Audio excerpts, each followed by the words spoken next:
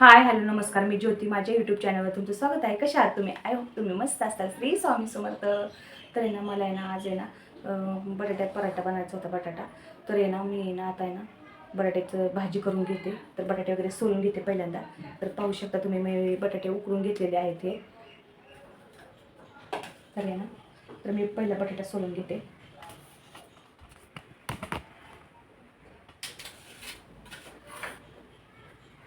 वेळ काही लागत नाही पराठ्यांसाठी, खूप लवकर होतं, म्हणजे इझी आहे. असं काही अवघड वगैरे काही नाही आहे.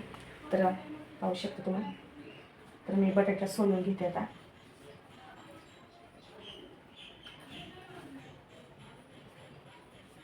अजून पीठ वगैरे पण मळायचं आहे मला. तर बटाटा सोलला म्हणजे पटकन. आणि मग बटाट्याची भाजी करताना आपण लसूण, हिरवी मिरची, अद्रक हे वाटून घ्यायचं, जिरी ते आहे. तर आहे ना, आपले इथे आहे ना बटाटे आहे ना मी सोलायला घेतलेले आहेत, पाहू शकता तुम्ही. तर आहे ना आणि पराठे करण्यासाठी, बटाटा पराठे करण्यासाठी आहे ना खूप इझी आहे, काय अवघड वगैरे त्यात काही नाही आहे. तर मी ना इथे ना आता सगळे बटाटे सोलून घेते. तर आहे ना, आपले इथे बटाटे ना सोलून झालेले आहेत, पाहू शकता तुम्ही. तर आहे ना, मी नाही त्याचा मसाला काढायला घेऊ आपण. तर आहे ना घेतलं आलं, लसूण, खोबरं, कोथिंबीर, हिरवी मिरची आणि कढीपत्ता. तर आहे ना, आपण ते आहे ना मिक्सरच्या भांड्यामध्ये टाकून घेऊया. तर आपल्याला आहे ना तो मसाला आहे का नाही, तर बारीक करून घ्यायचा आहे. तर मी ना आता सगळं मटेरियल त्यात टाकून घेते. तर पाहू शकता तुम्ही. तर आहे ना, आता मी मिक्सर वगैरे घेते आणि बारीक करून घेऊया. आणि ते बटाटे सोललेले आहेत ना, तर सोलून झालेले आहेत आपले. तर आणि आलं, लसूण, खोबरं, कोथिंबीर, सॉरी, आलं, लसूण, हिरवी मिरची, अद्रक, कोथिंबीर, कढीपत्ता. तर आहे ना, आपण आहे ना कढीपत्ता आहे ना खूप आपल्या शरीरासाठी ना हेल्दी असतो. तर तुम्ही पण आहे ना मिक्सरमध्येच बारीक करून घ्यायचा, कारण की आपण मोठा टाकला ना तर तो आपल्या आहे ना ह्याच्यात पोटामध्ये जात नाही आहे. तर आहे ना, तुम्ही ना बारीक करूनच घ्या, कारण की ते ना आपल्या ना केसांसाठी खूप हेल्दी असतो. तर आहे ना, मी आता आहे ना बारीक करून घेते. तर आपला मसाला आहे ना बारीक करून झालेला आहे, पाहू शकता तुम्ही. तर आहे ना, तर बटाटे पण आपले आहे ना मॅश करून घेऊ आता आपण बटाटे पण. तर मी मॅशरचं आणते. तर मॅशर बघा, पाहू शकता तुम्ही. तर मी ना बारीक करून घेते मॅशरने बटाटा. तुम्हाला दिसतंय का? तर दिसत असेल तर मी कॅमेरा साईडला हे करून घेते. तर पाहू शकता, अशा ह्याच्या साह्याने, मॅशरच्या साह्याने आपण आहे ना बटाटा बारीक करून घेऊया. तर पाहू शकता मी बारीक करून घेते या. तर आहे ना, बारीक केला ना म्हणजे ना आपली ना पराठा फुटणार नाही आहे. नाहीतर मोठा राहिला ना तर पराठा फुटू शकतो, फुटण्याचे चान्सेस जास्त असतात.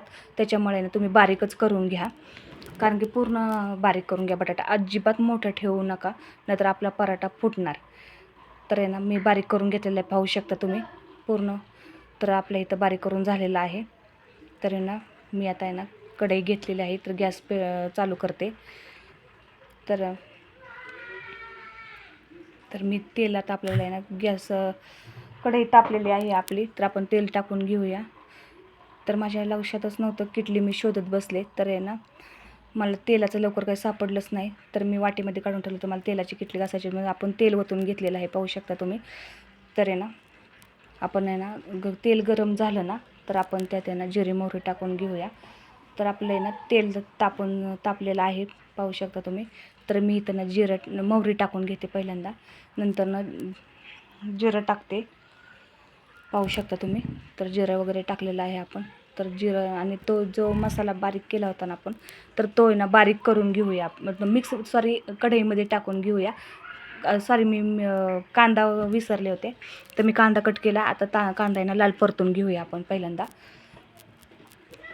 पाहू शकता तुम्ही. लालसर होस्तोवर कांदा परतून घेतला ना तर कांद्याचा आहे ना वास पण येत नाही, आणि पूर्ण भाजीमध्ये ना त्याचे आहे ना फ्लेवर उतरतो.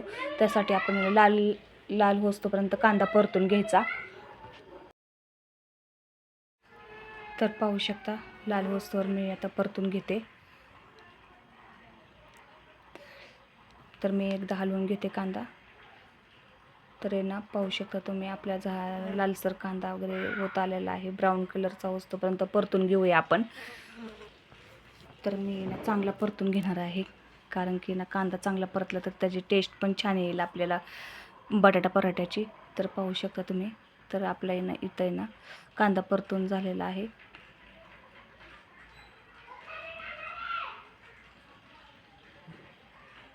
तर आहे ना आपण आहे ना त्यात आहे ना मसाला टाकून घेऊया. तर पूर्ण मसाला टाकून घ्यायचा आणि ते पण हलवून घेऊया आपण चांगला. पाहू शकता तुम्ही. ते चांगलं मिरची पण आहे ना पूर्ण तो मसाला आहे ना पूर्ण परतून काढायचा. तर त्यात आपण हळद टाकणार आहोत. हळद टाकून घेऊ आपण आणि हलवून घेऊया, ते पण परतून घेऊ. तर चवीनुसार मीठ पण टाकून घेऊ आपण. तुम्हाला जेवढं तुमची भाजी आहे तेवढी चवीनुसार टाकून घेऊ भाजी मीठ. तर पाहू शकता मी मीठ टाकून घेतलेलं आहे. तर ते चांगल्या पद्धतीने आपण आहे ना परतून घेऊया. तर मी आता चांगलं परतून घेते आहे. पाहू शकता तुम्ही.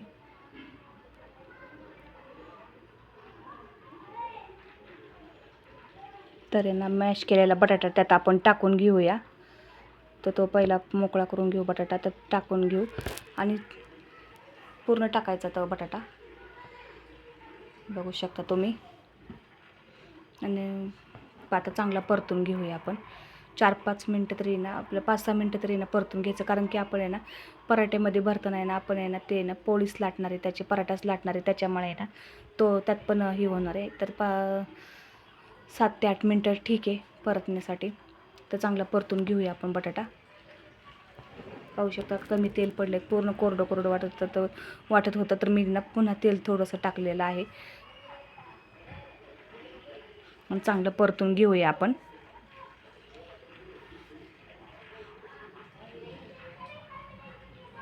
तर खूप छान दिसते बटाट्याची भाजी. पाहू शकता तुम्ही.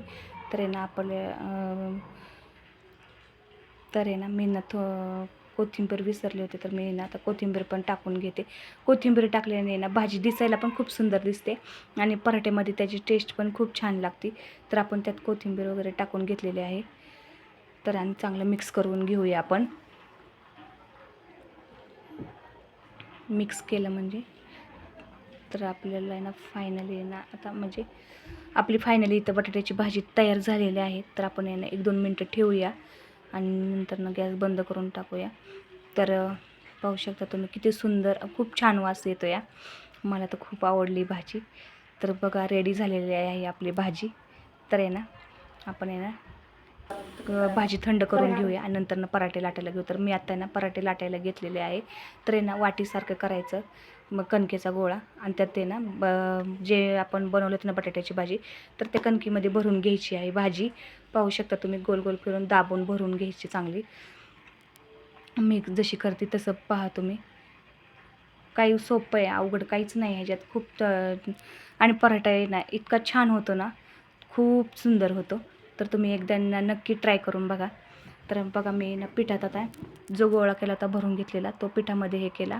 तर मी आता ना लाटण्याच्या साहाय्याने ना लाटून घेते आता. पाहू शकता तुम्ही. काही जास्त जोर द्यायचा नाही, काही नाही. खूप जाड पण नाही आणि कमी म्हणजे पातळ पण नाही करायचं आपल्याला. मीडियममध्येच करायचं आहे. कारण की पराठा जाडच असतो, तुम्हाला तर माहिती असेल.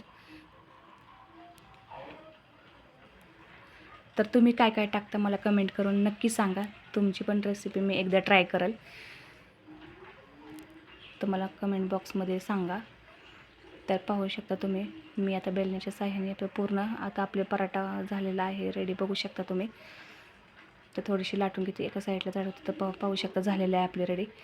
तर मी तव्यात वगैरे टाकून घेतलेले आहे. तर पूर्ण शेकून देऊ आपण छान. तर मी दुसरा गोळा घेते करण्यासाठी, कारण की माझी मुलं शाळेतून आले, त्यांना पण भूक लागलेली आहे आणि पावसाचं वातावरण झालं, त्यात खूप म्हणजे पाऊस आलेला आहे आणि त्यात मुलं भिजून वगैरे आले. तर मुलांना आहे ना काहीतरी खाऊ वाटलं होतं गोड आणि त्यात मी ना पराठे वगैरे बनवले होते, मला माहिती होतं.